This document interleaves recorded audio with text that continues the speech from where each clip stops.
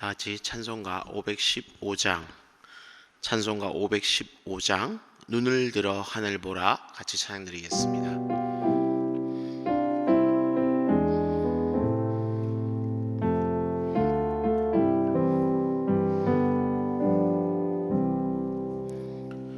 눈을 들어 하늘 보라 어지러운 세상 중에 곳곳마다 상한 영의 탄식 소리 들려온다.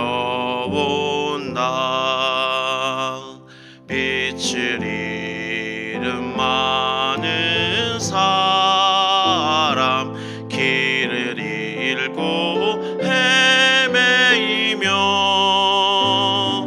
당자처럼 기진하니 믿는 자여 어이할고 눈을 들어 하늘 보라 어두워진 세상 중에 외치는 자 많건만은 생명수는 말라서라. 죄를 대속하신 주님 선한 일꾼 찾으시나 대답하리 어디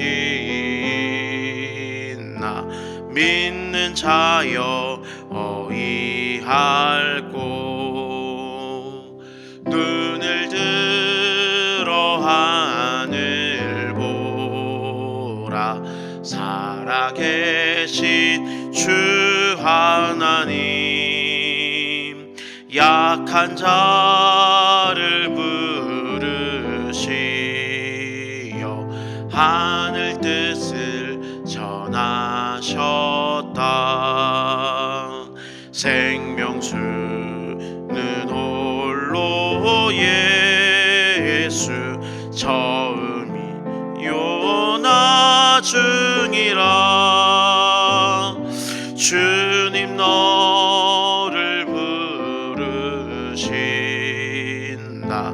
믿는 자여 어이할고 눈을 들어 하늘 보라 다시 사신 그리스도 만 백성을 사랑하사 오래 참고 기다리네.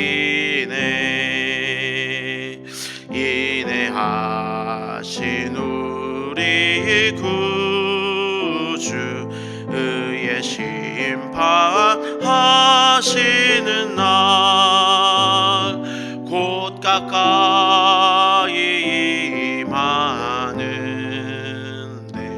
믿는 자여 어이할고.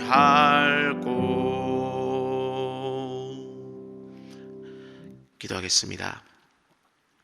은혜롭고 자비로우신 하나님 아버지, 오늘 우리를 깨워주시고 새로운 하루를 허락해 주시니 감사합니다. 이 하루가 온전히 주님을 위한 시간이 되게 하시고 주님께서 우리에게 허락하신 그 모든 것들에 감사하는 하루 되게 하옵소서. 이를 위해 우리가 먼저 기도하며 이 하루를 시작하고자 하오니 말씀 가운데 은혜 주시고 기도 가운데 응답하여 주옵소서. 주님, 이 성탄의 계절, 성탄절의 참다운 주인이신 예수님을 더 깊이 묵상하게 하옵소서. 그래서 주변의 사람들에게 예수님을 전하고 드러내고 나타내며 힘쓰게 하옵소서. 우리 믿는 그리스도인들로 인해 이 겨울이 따뜻해지게 하옵소서. 주님, 오늘도 우리 대전중앙의 모든 성도들을 축복합니다. 성령께서 각 사람들과 동행해 주옵시고 가정과 사업장과 자녀들을 붙들어 주옵소서. 특별히 병중에 있는 성도들을 위로하시고 치료하여 주옵소서. 우리의 구주가 되시는 예수 그리스도 이름으로 기도드립니다. 아멘. 이 새벽 여러분과 함께 나눌 말씀은 베드로후서 우리 2장 17절부터 22절까지 말씀입니다. 베드로후서 2장 우리 17절부터 22절까지 말씀을 우리 한 절씩 교독하도록 하겠습니다. 17절입니다. 이 사람들은 물 없는 샘이요 광풍에 밀려가는 안개니 그들을 위하여 캄캄한 어둠이 예비되어 있나니 그들이 허탄한 자랑의 말을 토하며 그릇되게 행하는 사람들에게서 겨우 피하는 자들을 음란으로서 육체의 정욕 중에 유혹하는도다. 그들에게 자유를 준다 하여도 자신들은 멸망의 종들이니 누구든지 진 자는 이긴 자의 종이 됨이라. 만일 그들이 우리 주 대신 구주 예수 그리스도를 알므로 세상의 더러움을 피한 후에 다시 그 중에 얽매이고 지면 그 나중 형편이 처음보다 더 심하리니 의의 도를 안 후에 받은 거룩한 명령을 저버리는 것보다 알지 못하는 것이 도리어 그들에게 나으니라. 참된 속담에 이르기를 개가 그 토하였던 것에 돌아가고 돼지가 씻었다가 더러운 구덩이에 도로 누웠다 하는 말이 그들에게 응하였도다. 아멘. 오늘도 새벽에 나오신 모든 분들을 주님의 이름으로 환영하고 축복합니다. 여러분의 그 모든 기도 가운데 주님께서 선하게 복되게 응답하여 주시는 이 새벽 되기를 바랍니다. 오늘은 베드로후서 우리 2장 17절부터 22절까지 말씀을 중심으로 물 없는 샘에 빠지지 않으려면 이라는 제목으로 함께 은혜를 나누겠습니다. 랜스 암스트롱이라는 사이클 선수가 있습니다. 이 사람은 투르 드 프랑스라는 한 4,000km 정도의 자전거 경기에서 1999년부터 2005년까지 7번이나 연속으로 우승한 아주 대단한 선수입니다. 게다가 이 사람은 암을 이기고 이 경주에서 우승했기 때문에 많은 사람들이 그를 인간 승리다라고 불렀습니다. 하지만 2012년 그가 이 약물을 이용해서 우승을 했다라는 것이 밝혀지면서 그의 모든 기록은 박탈당하였고 사이클계에서 영구 추방을 당했습니다. 거짓된 인간 승리로 그 인생이 완전히 추락해 버린 것입니다. 이처럼 거짓된 탑은 언젠가는 반드시 무너집니다. 처음에는 아무도 모르는 것처럼 보일 수 있지만 마침내는 그 모든 거짓이 드러나게 되는 것입니다. 우리 하나님이 정의로우시고 정직한 분이시기 때문에 이 거짓과 불의를 내버려 두지 않으시기 때문입니다. 우리가 지금 살펴보고 있는 이 베드로후서가 바로 이 거짓과 관련된 편지입니다. 이전에 살펴본 베드로전서가 외부에서 닥쳐오는 어떤 고난을 잘 이기도록 당부하는 편지라면 이 베드로후서는 교회 안에 가만히 들어온 거짓 선생들을 경계시키려고 기록한 그런 편지입니다. 특히 1장 14절에 의하면 지금 베드로 사도는 죽음을 앞두고 있는데 그는 유언과 같은 이 베드로 후서에서 이 거짓 선생들에 대한 경고를 남긴 것입니다. 왜냐하면 외부의 고난보다 내부의 거짓이 때로는 더 위험하기 때문입니다. 본문 17절을 보면 그래서 거짓 선생들을 물 없는 샘과 같고 광풍에 밀려가는 안개 같다라고 이야기합니다. 사막을 여행하는 이들이 가장 힘든 것은 바로 목마름입니다. 그래서 여행 중에 샘을 만나게 된다면 정말로 기쁘지요. 근데 이 목마를 때 그 샘 가까이 왔는데 그 샘에 물이 없다면 얼마나 실망이 클까요? 이처럼 거짓 선생들은 목마름을 해결해 줄 수 있는 것 같이 무엇이 있는 것처럼 그렇게 젠체하지만 막상 가까이 가보면 아무것도 없기 때문에 영적 목마름이 더 심해집니다. 또한 이 거짓 교사들은 자욱한 안개처럼 겉으로 보면 뭔가 신비해 보일 수가 있습니다.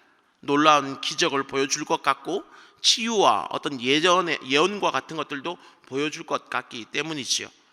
하지만 그 모든 것들은 열매도 없고 생명력도 없는 바람 불면 흔적도 없이 허무하게 사라지는 안개 같은 것입니다. 진리의 바람이 불면 허무한 거짓 실체가 드러나게 되는 것이죠.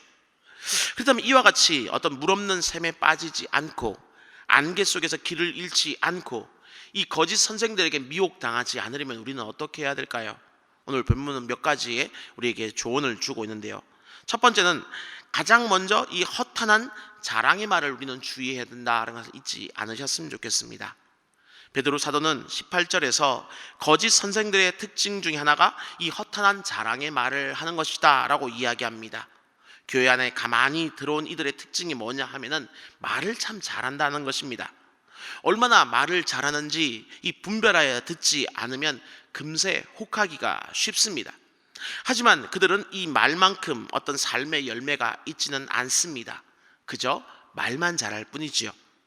그러나 우리가 이 거짓 선생들의 말을 분별해 듣지 않으면 그들의 유혹에 넘어가기 쉽습니다. 왜냐하면 그들은 사람들의 그 욕심을 자극하는 그 말을 너무나 잘 하기 때문입니다. 한 예로 사람은 누구나 연약하고 하나님은 사랑이시기 때문에 우리가 적당히 죄를 지으면 아무 문제가 없다라는 그 어떤 식의 유혹이 다가오게 되면 나도 모르게 솔깃할 수 있다라는 겁니다. 또는 구원파 어떤 사람들처럼 그 신자들은 이미 구원을 받았기 때문에 죄를 지어도 무방하다라는 그런 이야기를 들어도 솔깃하게 들릴 수 있다라는 것이죠. 그러므로 어떤 말만으로 우리가 삶과 거짓을 구별해서는 안 될 것입니다. 그 말에 따른 행동이 있는지 삶이 있는지를 우리는 살펴볼 필요가 있습니다. 우리 주님은 말씀하셨습니다. 이와 같이 좋은 나무마다 아름다운 열매를 맺고 못된 나무가 나쁜 열매를 맺나니 좋은 나무가 나쁜 열매를 맺을 수 없고 못된 나무가 아름다운 열매를 맺을 수 없느니라. 그러므로 그들의 열매로 그들을 알리라 하는 것입니다. 열매를 바라보며, 말보다는 열매를 바라보며 우리는 그래서 판단할 수 있어야 할 것입니다. 다음으로 우리는 우리에게 주어진 이 자유를 남용해서는 안 될 것입니다. 거짓 선생들은 마음대로 사는 어떤 자유를 우리에게 약속합니다. 앞서 말한 그 구원파가 이미 구원받은 신자들은 죄를 지어도 무방하다라고 말하는 것처럼 말이죠. 하지만 내가 하고 싶은 것을 내 마음대로 하는 것이 결코 자유가 아닙니다. 내가 마땅히 해야 할 일을 마음껏 하는 것이 진정한 자유입니다. 이렇게 예를 한번 들어볼까요? 어느 회사의 사장님이 마케팅 부서의 직원에게 축구를 한번 해봐라 라고 지시를 했다라고 치겠습니다. 근데 그 직원은 축구가 너무 하기 싫었고 그래서 하지 않겠다라고 이야기를 했습니다. 그렇다면 어떻습니까? 당연하지요. 마케팅 담당 직원이 축구를 하든 하지 않든 그것은 그 직원의 자유일 수 있습니다. 근데 얼마 뒤에 그 직원에게 똑같이 사장이 상품을 잘 판매해봐라 라는 지시를 했다라고 칩시다. 그러면은 아무리 일이 힘들고 하기 싫다고 해도 내가 이 상품을 팔든 안 팔든 내 자유이다 라고 말할 수가 있을까요? 마땅히 해야 할 일을 내팽개치는 것은 결코 자유가 아닙니다. 이것은 방종이지요. 마찬가지입니다. 주님은 말씀하셨습니다. 형제들아, 너희가 자유를 위하여 부르심을 입었으나 그러나 그 자유로 육체의 기회를 삼지 말고 오직 사랑으로 서로 종노릇하라 하는 것입니다. 또한 너희는 자유가 있으나 그 자유로 악을 가리는 데 쓰지 말고 하나님의 종같이 하라라고 분명히 주님은 말씀하셨습니다. 주님은 우리에게 자유를 주셨습니다. 하지만 그 자유를 가지고 우리가 마음껏 악을 쓰거나 악을 사용하거나 육체의 기회를 삼으라고 주신 것이 아닙니다. 오히려 그 자유를 통해서 사랑으로 서로 종노릇하라고 주님은 분명히 명령하셨습니다. 또한 주님은 내가 주와 또는 선생이 되어 너희 발을 씻었으니 너희도 서로 발을 씻겨주는 것이 옳다라고 말씀하셨지요. 그러므로 우리는 이 주님의 말씀을 따라서 서로의 그 발을 씻겨주는 종이 되는 것이 마땅하고 그 종됨을 마음껏 하는 것이 바로 진정한 자유입니다. 그러므로 우리는 이 거짓 선생들에게 속아서 내 마음대로 하는 것을, 모든 것을 그저 내 마음대로 하는 것을 자유라고 착각해서는 안 될 것입니다. 마지막으로 우리가 이 물 없는 샘에 빠지지 않고 안개 속에서 길을 잃지 않으려면 주 예수 그리스도 알기에 결코 게을러서는 안 될 것입니다. 우리가 참과 거짓을 올바르게 분별하지 못하는 가장 큰 이유는 참된 것을 제대로 알지 못하기 때문입니다. 그래서 베드로 사도는 우리가 주 예수 그리스도 알기에 게으르지 말고 열매 없는 자가 되지 말라라고 1장 8절에서 권면합니다. 우리가 거짓을 분별하는 것과 관련돼서 가장 많이 듣는 비유가 바로 이 위조 지폐를 감별하는 법 아니겠습니까? 위조 지폐를 감별하기 위해서는 이 위조 지폐를 분석하고 연구하는 것만으로는 부족합니다. 진짜 지폐, 위조되지 않은 그 바른 지폐를 유심히 관찰하고 깊이 연구하는 것이 선행되어야 한다라는 것입니다. 그러면 이 위조 지폐를 만났을 때 금방 무엇이 잘못되었는지를 우리는 알 수가 있습니다. 마찬가지로 우리가 이 말씀에 익숙해지고 주 예수 그리스도에 익숙해지면 그 어떤 비진리나 이단, 거짓 선생이 와도 충분히 분별할 수 있습니다. 근데 우리가 이 말씀에 익숙하지 않고 주 예수 그리스도에 익숙하지 않으므로 물없는 셈에 속고 자욱한 안개에 속게 되는 것입니다. 그러므로 베드로 사도의 그 권면에 귀 기울여서 주 예수 그리스도 아는 일에 게으르지 말고 열매 맺는 일에 소홀하지 않는 우리 모두가 되기를 간절히 소망합니다. 미국 캘리포니아 세콰이아 국립공원에 가면 이 세상에서 가장 큰 나무인 제너럴 셔먼 트리라는 나무가 있습니다. 이 나무는 높이가 83cm, 둘레가 한 83m, 둘레가 한 31m에 달하는 웬만한 건물보다 큰 어마어마한 그런 나무입니다. 근데 더욱 놀라운 것이 무엇이냐? 이 나무의 나이가 한 2300살 이상 되었을 것이다 라고 추정을 하고 있는데 아직도 자라고 있다라는 것입니다. 하나님께서 창조하신 그 생물 가운데 동물들은 태어나 성장하며 어떤 성체가 되고 어른이 되면 어느 순간부터 더 이상 자라지 않습니다. 그리하여 시간이 더 흐르면 오히려 노쇠해지고 결국 죽음을 맞이하지요. 하지만 이 제너럴 셔먼 트리는 여전히 지금 자라고 있는 겁니다. 어쩌면 우리의 신앙생활도 이 두 가지 어떤 형태의 성장으로 표현해 볼 수 있을 것 같습니다. 어떤 분들의 믿음은 이 동물이 자라는 경향과 동일할 수 있지요. 처음 예수를 믿어서 신앙생활을 시작하면 어린아이들이 성장하듯이 또 어린 동물들이 성장하듯이 우리의 믿음도 성장합니다. 그러나 안타깝게도 어떤 최고점에 이르면 정체기를 맞이하게 되고 결국 이 믿음이나 신앙이 그 상태로 머물거나 혹은 쇠퇴하는 경향을 보일 수 있다는 겁니다. 대부분의 어떤 동물들이 성장하는 모습과 유사하다라고 볼 수 있습니다. 그러나 이 성경이 보여주는 그리스도인의 어떤 신앙 성장은 이와는 전혀 다른 모습입니다. 그것은 어떤 동물의 성장보다는 나무의 성장과 같다라고 말씀드리고 싶습니다. 이 세콰이아 국립공원의 그 안내문처럼 나무는 끊임없이 자랄 수가 있습니다. 바로 이것이 우리의 신앙이요 우리의 영혼입니다. 우리의 육신은 어느 순간 성장이 멈추는 시기가 찾아오고 시간이 흐르면 점점 더 노쇠해지지만 우리의 어떤 마음과 우리의 영혼만큼은 이 육신과 상관없이 끊임없이 성장할 수 있습니다. 그래서 사도 바울은 이렇게 말합니다. 그러므로 우리가 낙심하지 아니하고 우리의 겉사람은 낡아지나 우리의 속사람은 날로 새로워지도다라는 것입니다. 우리의 겉사람인 육신은 이 생로병사의 주기를 따라갑니다. 그러나 우리의 속사람만큼은 그렇지 않다라는 선언이지요. 우리의 영혼은 우리의 믿음과 우리의 신앙은 나무와 같이 끊임없이 자랄 수 있는 것이고 바로 이것이 신약 성경이 이야기하는 믿음의 진보입니다. 그다음 물어보겠습니다.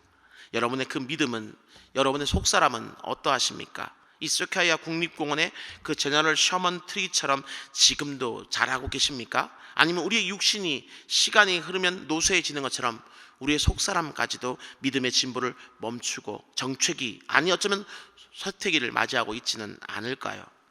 만약 그래서 우리가 계속해서 성장하지 않고 멈춰 있다면 바로 그때 우리는 주의할 필요가 있습니다. 우리는 언제든지 이 물없는 샘에 빠지거나 안개 속에 헤매일 수 있는 거짓 선생에게 미혹받을 수 있는 위험이 바로 그때 존재하기 때문입니다. 그러므로 이 믿음이 퇴보하지 않는 그 나무의 성장을 사모하면서 이를 위해 주 예수 그리스도를 아는 일에 더욱더 게으르지 않고 삶의 열매를 맺기에 힘쓰는 여러분 모두가 되시기를 주님의 이름으로 축원합니다. 이 시간 들은 말씀을 기억하면서 우리 같이 한번 기도했으면 좋겠습니다. 하나님, 거짓 선생들의 감언 이설에 속아 물없는 샘에 빠지거나 안개 속을 헤매지 않도록 우리를 붙들어 주옵소서. 허탄한 말을 분별하여 듣게 하시고 자유를 남용하지 않게 하시며 주 예수 그리스도를 알기에 게으르지 않게 하옵소서. 계속해서 자라는 그 나무의 성장을 담는 우리의 믿음 되게 하시고, 우리의 속사람이 날로 새로워짐으로 말미암아 그 어떤 미혹도 유혹에도 넘어가지 않게 하옵소서라고 기도하시길 바랍니다. 그리고 계속해서 의자에 붙어있는 우리 다음 세대와 청년부가 나무처럼 믿음 안에서 자라가게 하옵소서. 또 이 땅의 교회들을 통해서 성탄의 참된 의미가 선포되게 하옵소서. 또 이 나라와 이 민족을 불쌍히 여기셔서 정치, 경제, 사회, 안보가 평화롭게 하시고 포괄적 차별금지법과 같은 하나님이 기뻐하시지 않는 것들이 만들어지지 않게 하옵소서라고 같이 한번 기도했으면 좋겠습니다. 우리 이와 같은 기도 제목을 붙들고 우리 주님의 이름 간절히 한번 부르고 기도하겠습니다. 주여, 은혜로우시고 자비로우신 주님 감사합니다. 아버지, 이 새벽도 주님 앞에 나와서 귀한 말씀 듣게 해주심을 너무나 감사드립니다. 오늘 말씀을 통하여서 아버지, 우리가 정말 주의 그 음성을 온전히 분별하여 듣게 하여 주옵시고, 세상의 그 미혹 가운데 아버지 거짓 선생들의 유혹 가운데 넘어지지 않는 우리가 될 수 있도록 주여 도와주시옵소서. 그래서 이 거짓 선생들의 그 가문 가운데, 세상 그 이단들의 가문 가운데 속아 넘어져서 물 없는 샘에 빠지거나 안개 속에 헤매지 않도록 우리를 붙잡아 주시옵시고, 온전히 주님 앞에서 아버지 참되고 바른 길, 좁고 험하지만 아버지 주님이 가신 그 길을 걸어갈 수 있는 우리가 될 수 있도록 주여 도와주시옵소서. 허탄한 말을 할 때 그것을 분별하여 들을 수 있는 지혜를 우리에게 허락하여 주시옵시고, 우리에게 주신 그 자유를 그저 우리의 육신을 위하여 육신의 기회로 삼는 그런 어리석음에 빠지지 않도록, 그 자유를 남용하지 않도록 우리를 도와주시기를 간절히 소망합니다. 또한 주 예수 그리스도 알기에 결코 게으르지 않도록 하여 주시옵시고, 이 알미 또한 우리의 삶이 될 수 있는 귀한 은혜로 우리를 이끌어 주시옵소서. 계속해서 자라나는 그 나무의 성장을 담는 우리 믿음 되게 하여 주시옵시고, 우리의 속사람이 날로 새로워지는 귀한 은총으로 우리를 이끌어 주시옵소서. 또 하나 특별히 아버지요, 우리 기성 어린들뿐만 아니라 지금 우리 의자 앞에 붙어있는 그 이름 속에 있는 우리 다음 세대와 우리 청년부를 붙들어 주심으로 말미암아서 이 나무처럼 믿음 안에서 계속하여 자라가는 그런 우리 다음 세대 될 수 있도록, 우리 아버지 청년부가 될 수 있도록 주여 은혜 베풀어 주시옵소서. 세상의 그 유혹 가운데, 세상의 그 어떤 미혹 가운데 흔들리지 않도록 주여 도와주시옵시고, 그들이 아버지 끝까지 아버지 믿음과 말씀의 그 아버지 기준 안에서 자라갈 수 있는 은혜를 베풀어 주시옵소서. 또한 아버지 간절히 바라기는 이 땅의 조국 교회를 통하여서 특별히 이 12월 성탄절의 그 참된 의미가 이 땅 가운데 선포되게 해 주옵시고, 우리 주님의 오심이 온전한 아버지여 메리 크리스마스의 귀한 아버지여 소식으로 주변 가운데 전파될 수 있는 은혜로 우리를 이끌어 주시옵소서.